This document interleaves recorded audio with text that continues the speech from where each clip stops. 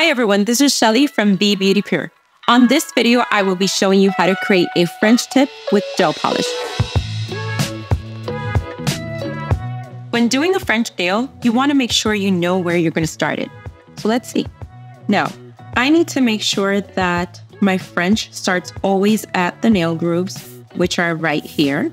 You also need to make sure that they are leveled, not one higher than the other, so it looks pleasing to the eye. You also need to make sure where is the center of your nail. With your liner brush, you can do a V and a line in the middle. And after that, you start filling out your French.